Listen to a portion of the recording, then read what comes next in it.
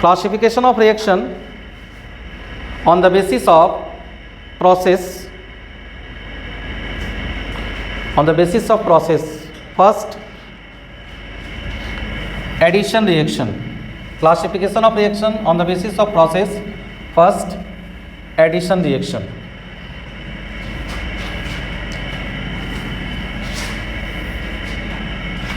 Addition reaction क्या होता है? जो ऐड होगा ना, मान लो ये और बी है, यहाँ पे क्या होगा? बॉन्ड ब्रेक होगा। ये प्रोसेस कैसे होता है हम लोग आगे पढ़ेंगे, ठीक है। अभी सिर्फ एडिशन रिएक्शन के बारे में जानना है। ये जब बॉन्ड ब्रेक होगा तो एक ग्रुप यहाँ पे अटैच होगा, दूसरा ग्रुप यहाँ पे अटैच होगा। तो मान लो यहाँ पे अटैच हो गया ए और इस पोजीशन पे अटैच हो गया बी, ठीक है। यहाँ कौन सा बॉन्ड ब्रेक हुआ? Pi bond. और कौन किस बॉन्ड का फॉर्मेशन हुआ? एक पाई बॉन्ड ब्रेक हुआ, दो सिग्मा बॉन्ड का फॉर्मेशन हुआ, है ना। एक पाई बॉन्ड ब्रेक हुआ, दो सिग्मा बॉन्ड का फॉर्मेशन हुआ। तो मोर स्टेबल बॉन्ड का फॉर्मेशन हुआ, sigma bond is stronger than pi bond. और वीकर बॉन्ड ब्रेक हुआ तो एनर्जी क्या होगा? रिलीज होगा। एनर्जी क्या होगा? रिलीज होगा। तो डेल एच जो होगा वो क्या होगा? नेगेटिव होगा, है ना। डेल एच क्या होगा? Negative. Pi bond is weaker then sigma bond. यहां पर इंट्रॉपी क्या हुआ? इंट्रॉपी इंक्रीज हुआ या डिक्रीज हुआ? एनर्जी रिलीज से इंट्रॉपी को मतलब है क्या? क्या क्या बाबू बोलो?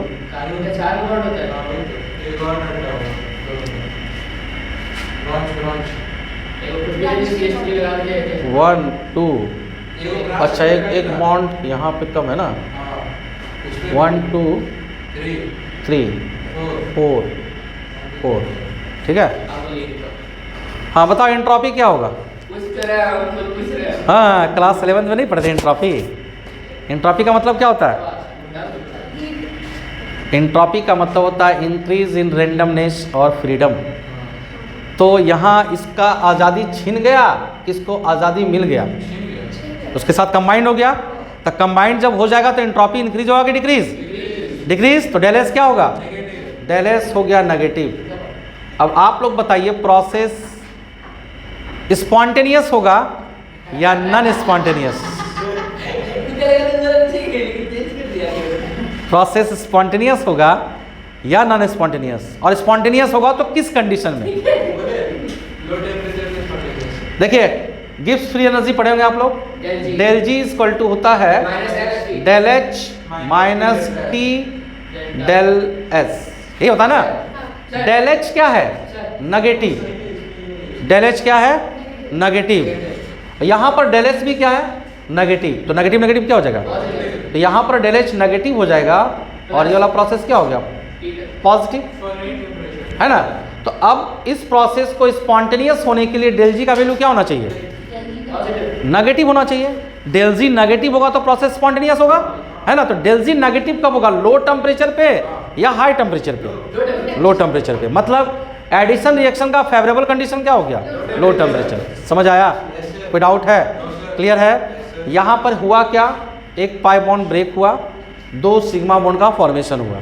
Pi bond is weaker then sigma bond. Energy release होगा इस प्रोसेस में। एनर्जी रिलीज हुआ तो डेल एच क्या आया? नेगेटिव। ये दोनों इसके साथ कंबाइंड कर गया तो एंट्रोपी डिक्रीज हुआ, डेल एच हो गया negative. Gibbs free energy del G equal to होता है del H minus T del S. जब ये नेगेटिव है और ये डेल एस तुम्हारा पॉजिटिव है तो यहाँ पर अगर इसका वैल्यू को पुट करेगा तो इसी तरह लिखेगा ना, minus t into delta s, minus minus plus, तो minus del h plus t del s. ये डेल जी का फॉर्मूला आया। स्पॉन्टेनियस प्रोसेस के लिए गिब्स एनर्जी और चेंज इन गिब्स एनर्जी का वैल्यू नेगेटिव होना चाहिए। ये तभी नेगेटिव होगा जब ये वाला वैल्यू जो होगा वो लार्ज होगा। ये तब पॉसिबल जब टेम्परेचर क्या होगा? लो होगा। समझ आया? तो लो टेम्परेचर पे ये स्पॉन्टेनियस प्रोसेस होगा। समझ आया? नोट कर लो। पढ़ना पड़ता उसके लिए ना।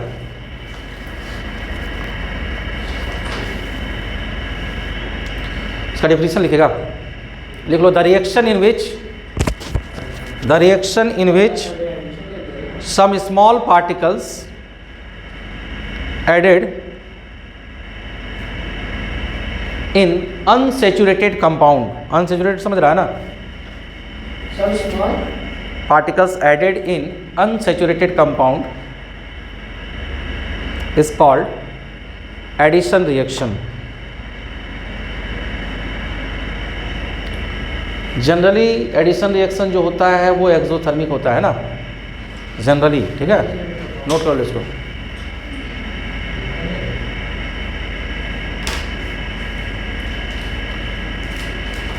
जनरली का मतलब नॉट ऑलवेज, ठीक है, हमेशा ज़रूरी हो ये ज़रूरी नहीं है।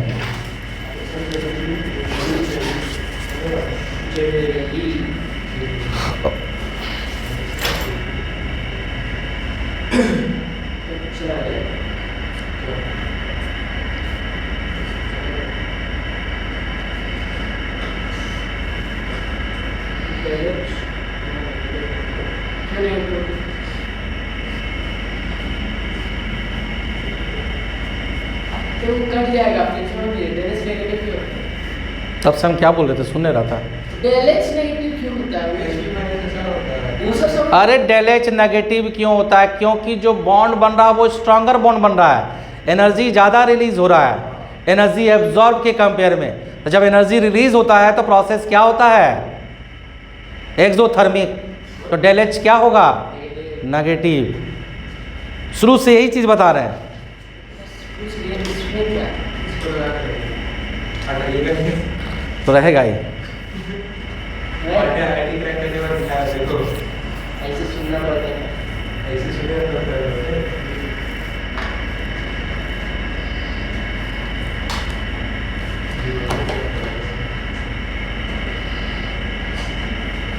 बच्चे को बोले गवार भैया थे आप कुछ ले आता था आपको। हो गया, समझ आ रहा बाबू? संदीप मंडल समझ रहा है?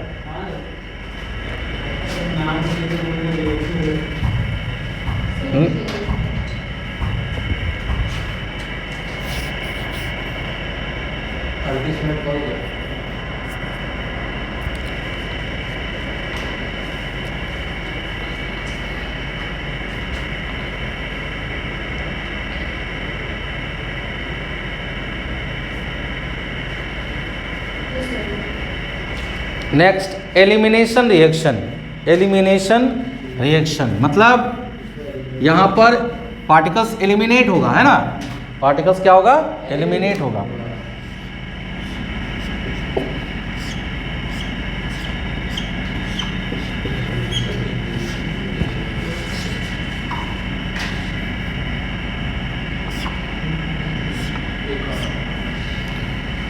यहाँ पे क्या होगा, मान लो ए और बी यहाँ से एलिमिनेट हो गया, ए और बी एलिमिनेट हो गया तो यहाँ पे डबल बॉन्ड का फॉर्मेशन होगा और रिलीज क्या हुआ, ए बी, है ना। यहाँ देखिए क्या हुआ, दो सिग्मा बॉन्ड ब्रेक हुआ और एक पाई बॉन्ड का फॉर्मेशन हुआ। Sigma bond is stronger than pi bond, तो सिग्मा बॉन्ड जब ब्रेक हो रहा है तो लार्ज एनर्जी देना पड़ेगा। अब पाई बॉन्ड वीकर बॉन्ड का फॉर्मेशन हो रहा है, मतलब यहाँ पर मैक्सिमम केस में यानी कि जनरली डेल एच जो होगा वो ग्रेटर देन 0 होगा। मतलब क्या हुआ, ये पॉजिटिव, ठीक है।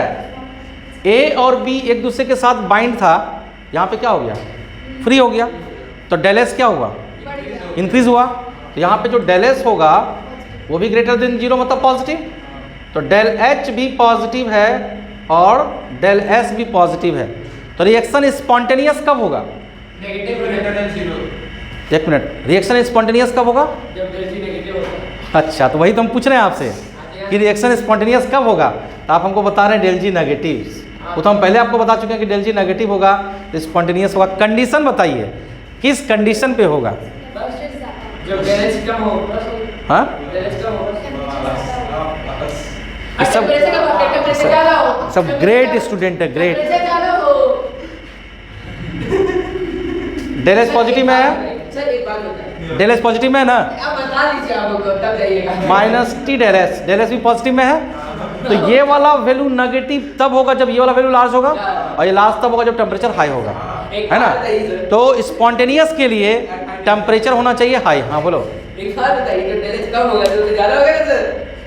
वेरी गुड, वाह शाबाश, इसका तो बोल रहे हैं इसके कब ऐसा स्टूडेंट जो है इसके कब लेते हैं IIT के जगह ITI क्वालिफाई करता है। समझ गया? कंडीशन बताना, यहाँ तुम IIT का स्टूडेंट है ना जी, तुमसे कंडीशन डेलेज कब पॉजिटिव है जब इसका वैल्यू कम होगा। तो कोई क्लास 5 का बच्चा ही बता सकता है उसका वैल्यू कम होगा, कंडीशन बताएगा ना तुम यहाँ पे कब कम होगा। तो किस कंडीशन पे ये स्पॉन्टेनियस हुआ? हाई टेम्परेचर की लो टेम्परेचर? तो हाई टेम्परेचर पे एलिमिनेशन रिएक्शन जनरली फेवरेबल कब होगा? हाई टेम्परेचर पे। समझ आया? नोट करो इसको।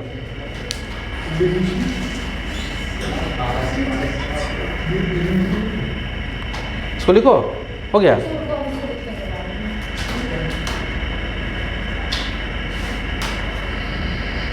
तो एलिमिनेशन रिएक्शन जनरली क्या होता है, एक्सोथर्मिक या एंडोथर्मिक? एंडोथर्मिक होता है ना।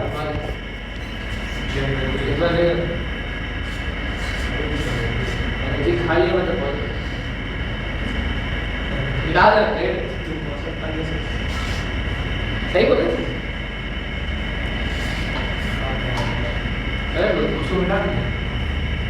कौन सा? आ जाएगा आ जाएगा ना।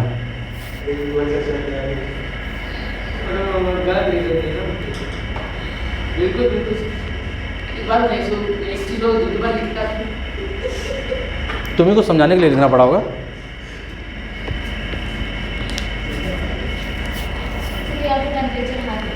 हाँ लिख लेना, spontaneous reaction at high temperature. Reaction will be spontaneous at high temperature.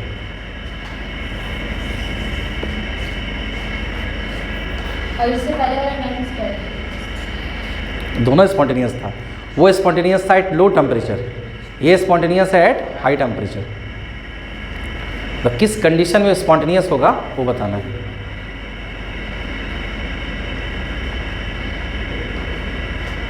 हो गया? देखो elimination reaction are generally endothermic. Elimination reaction are generally endothermic. ये तो सब नोट कर लिया होगा। Del H greater than 0, del H greater than 0, हो गया ना।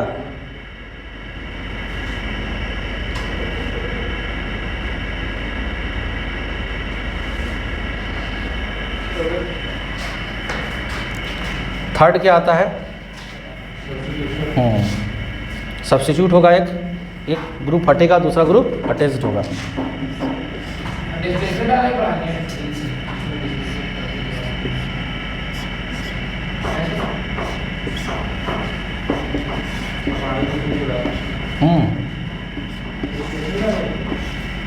अच्छा इसको क्या बोलते हैं हम लोग?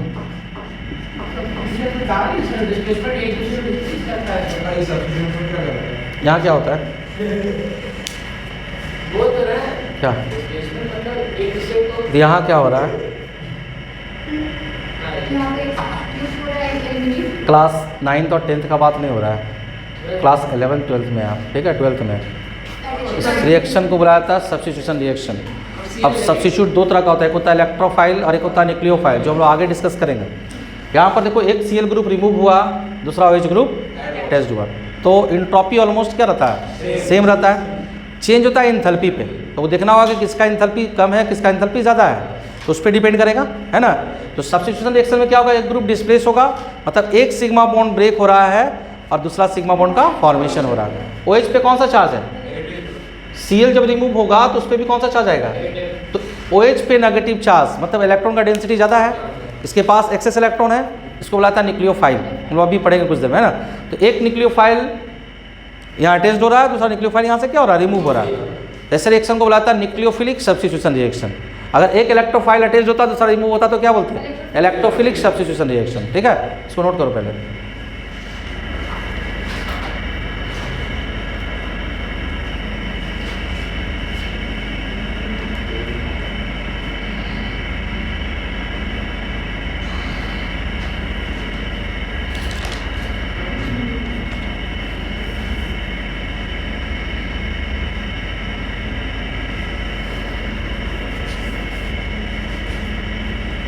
देखो in this type of reaction In this type of reaction, weak bond get break and strong bond is formed. Weak bond get break and strong bond is formed. Here entropy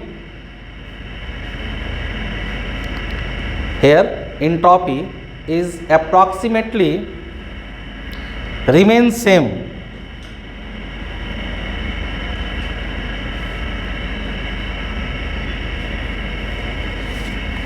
So these reactions are enthalpy dependent. So these reactions are enthalpy dependent.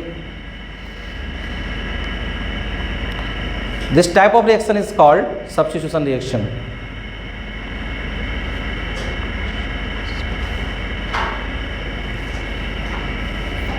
हो गया?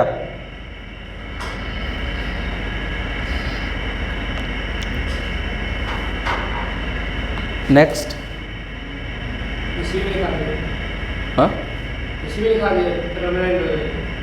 Next लिखो rearrangement reaction.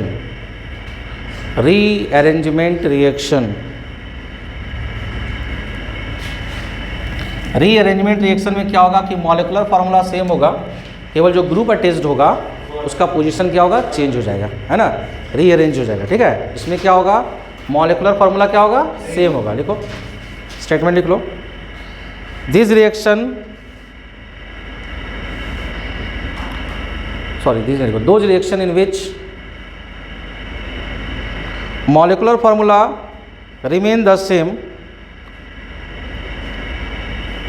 Molecular formula remain the same, but the connectivity of atom change. But the connectivity of atom change.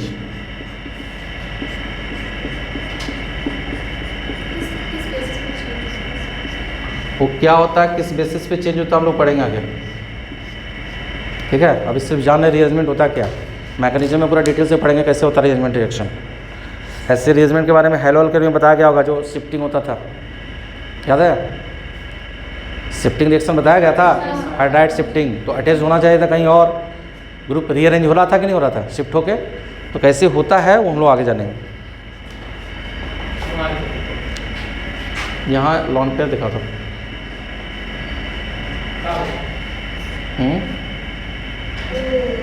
Lone pair, nitrogen के साथ lone pair है.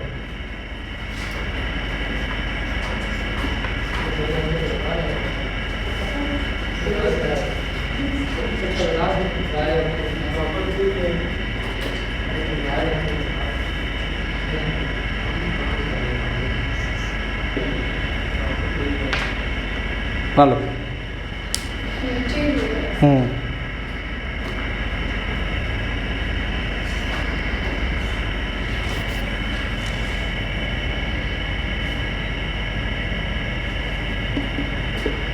तीन bond है यहाँ पे, 1 2 3 ना, 4 बॉन्ड होना चाहिए.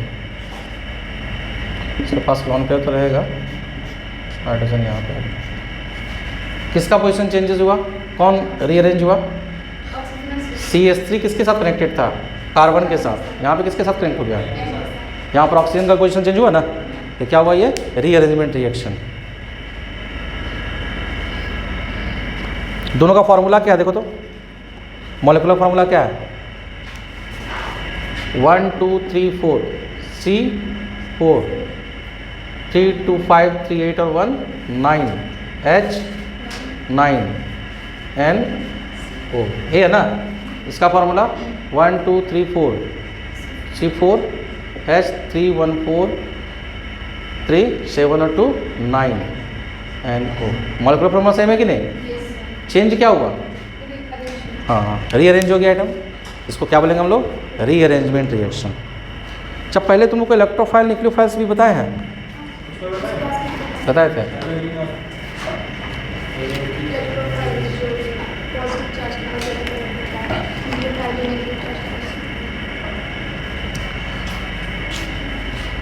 हो गया. अब देखो अटैकिंग स्पीसीज जो होगा वो क्या क्या हो सकता है, इलेक्ट्रोफाइल हो सकता है, न्यूक्लियोफाइल हो सकता है, रेडिकल हो सकता है। टॉपिक लिखो, अटैकिंग पार्टिकल्स। अटैकिंग पार्टिकल्स जो रिएक्शन को स्टार्ट करेगा, है ना, those particle which initiate a reaction is called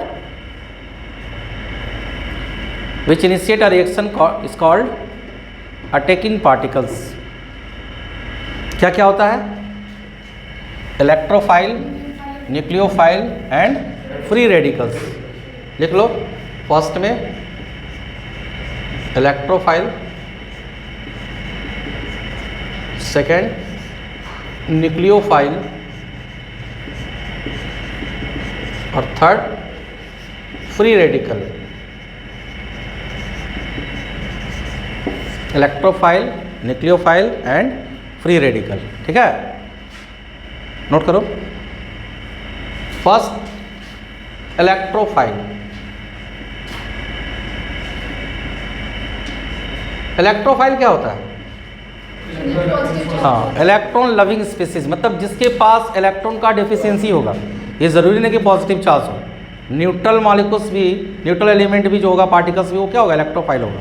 ठीक है, मतलब जिसके पास या तो पॉजिटिव चार्ज हो, या वैकेंट ऑर्बिटल हो, या इनकम्प्लीट ऑक्टेट हो। ऑक्टेट भी उसका कंप्लीट नहीं होगा, सो क्या बोलेंगे हम लोग? इलेक्ट्रोफाइल। समझ आया? जैसे AlCl3, AlCl3 ये क्या है? इलेक्ट्रोफाइल है कि न्यूक्लियोफाइल है? इलेक्ट्रोफाइल है। क्यों इलेक्ट्रोफाइल है? क्योंकि इसका ऑक्टेट कंप्लीट नहीं है। तो जिसका ऑक्टेट कंप्लीट नहीं, वो भी क्या होगा? इलेक्ट्रोफाइल। जिसके पास इलेक्ट्रॉन का डेफिशिएंसी, मतलब जिसपे चार्ज दिखे पॉजिटिव चार्ज, वो भी क्या होगा? इलेक्ट्रोफाइल। या जिसके पास वैकेंट ऑर्बिटल है, वो भी क्या होगा? इलेक्ट्रोफाइल। जैसे ZnCl2, ZnCl2 के पास वैकेंट डी ऑर्बिटल होता है। तो जब वैकेंट डी ऑर्बिटल होगा, तो ये भी वैकेंट ऑर्बिटल होगा इसके पास, तो ये भी क्या होगा? इलेक्ट्रोफाइल। मतलब जिसके पास वैकेंट ऑर्बिटल प्रेजेंट होगा, वो भी इलेक्ट्रोफाइल होगा। ठीक है, लिखो, electron loving species are called electrophile.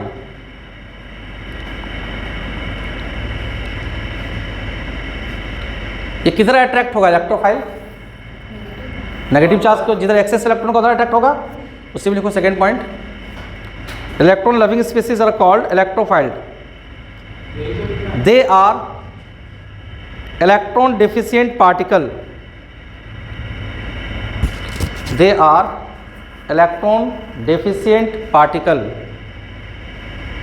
Third,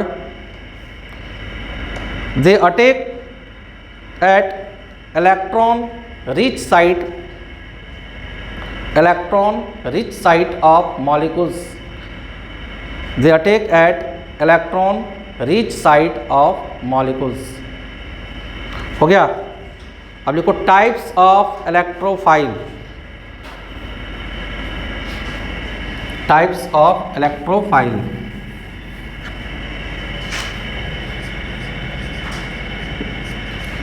positive charge first में है ना, या vacant orbital,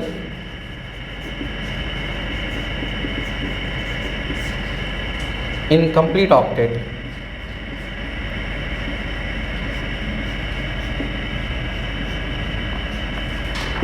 positive charge, vacant orbital और इनकम्प्लीट ऑक्टेट। CH3+ से पॉजिटिव चार्ज है, क्या कार्बन का ऑक्टेट पूरा है? ऑक्टेट पूरा नहीं है, तो ये जो हो गया, ये क्या हो गया? इलेक्ट्रोफाइल्स हो गया। ये बात समझ में आ रहा है? लिख लो पहले, पॉजिटिव चार्ज, वैकेंट ऑर्बिटल और इनकम्प्लीट ऑक्टेट।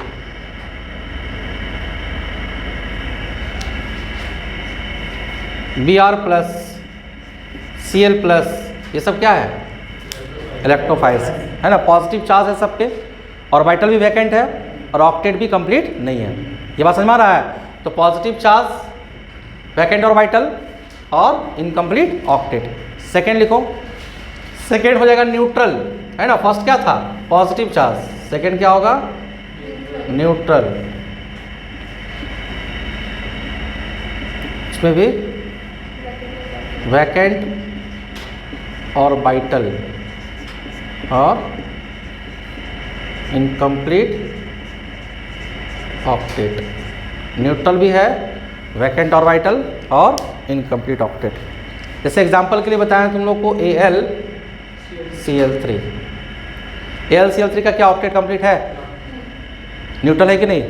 तो क्या हो गया ये? इलेक्ट्रोफाइल्स हो गया। BCl3 क्या इसका ऑक्टेट कंप्लीट है? क्या ये न्यूट्रल है? तो क्या होगा ये?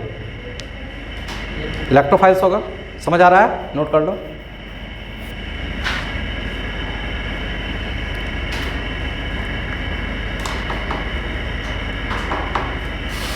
Third, vacant d orbital. Third में लिखो वैकेंट डी ऑर्बिटल और न्यूट्रल। वैकेंट डी ऑर्बिटल और न्यूट्रल। जिसके पास डी ऑर्बिटल वैकेंट होगा और क्या होगा, वो न्यूट्रल होगा, वो भी क्या हो गया? इलेक्ट्रोफाइल्स। एग्जांपल में लिखो ZnCl2। ऑर्बिटल के लिए इस तरह का स्ट्रक्चर बना दे रहे हैं, SbCl5, ZnCl2, SbCl5, FeCl3, FeCl3। इसके पास क्या प्रेजेंट है? Vacant d orbital. समझ में आ रहा है? थर्ड वाला में क्या लिखा था? Vacant d orbital. फोर्थ में लिखो the resonating structure with incomplete octet. The resonating structure with incomplete octet. Resonating structure with incomplete octet. देखो SO3 का स्ट्रक्चर ऐसा होता है ना, अगर ये बॉन्ड इस तरह ब्रेक होगा तो क्या होगा? O डबल बॉन्ड S, इस पर क्या आ गया? पॉजिटिव चार्ज, क्योंकि ऑक्सीजन का इलेक्ट्रॉन नेगेटिविटी ज़्यादा होता है। O पे क्या आ जाएगा? Minus charge double bond O। ये इसका रिजोनेटिंग स्ट्रक्चर है कि नहीं? O डबल बॉन्ड S, ये बॉन्ड जब ब्रेक हुआ तो इस पर प्लस चार्ज और इस ऑक्सीजन पे दिख रहा है बोर्ड में जी, इस पर क्या हो जाएगा? नेगेटिव चार्ज और ये डबल बॉन्ड O। ठीक है। इसका जो रिजोनेटिंग स्ट्रक्चर है वहाँ पे क्या डेवलप हो गया? Plus charge. ये इसका ऑक्टेट कंप्लीट है क्या? 2 2 4 1 2 3 4 6 है ना? समझ आ गया? Resonating structure with incomplete octet, ये भी क्या हो गया? इलेक्ट्रोफाइल्स हो गया। इसमें सबसे स्ट्रॉन्गेस्ट इलेक्ट्रोफाइल कौन होगा? पॉजिटिव चार्ज वाला, है ना? इसके पास इलेक्ट्रॉन का डेफिशिएंसी प्लस चार्ज आ गया, तो सबसे स्ट्रॉन्गेस्ट होगा ये वाला। उसके बाद ये वाला जिसके पास ऑक्टेट कंप्लीट नहीं है। इसके पास वैकेंट डी ऑर्बिटल है, ये हो गया तुम्हारा थर्ड। और सबसे वीकेस्ट जो होगा वो कौन होगा? फोर्थ वाला। समझ में आ गया? जिसपे प्लस चार्ज आ गया, मतलब सबसे ज़्यादा इलेक्ट्रॉन का जरूरत किसको है? प्लस चार्ज वाला को, है ना? तो इलेक्ट्रॉन जहाँ भी मिलेगा वहाँ जाके वो इलेक्ट्रॉन को ले लेगा। समझ आ गया? सेकेंड वाले का जो स्टेबिलिटी ये जो होगा, इसका पावर इसके कंपेयर में क्या होगा? कम होगा। और सबसे कम कौन हो गया? फोर्थ वाले। समझ आ गया सबको? लिख लो।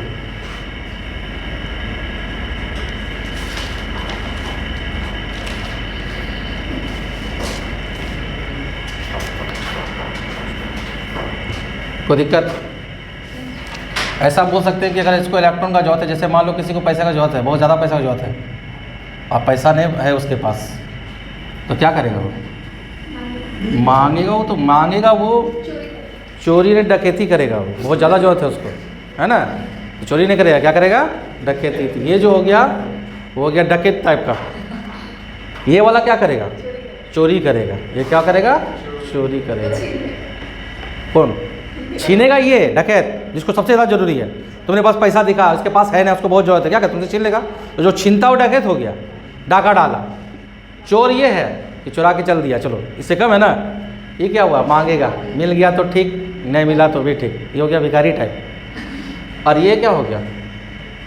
उससे भी कम, कोई आया दान दे के चला गया अपनी मर्जी से, मांगा भी नहीं, दान मिल गया इसको, है ना?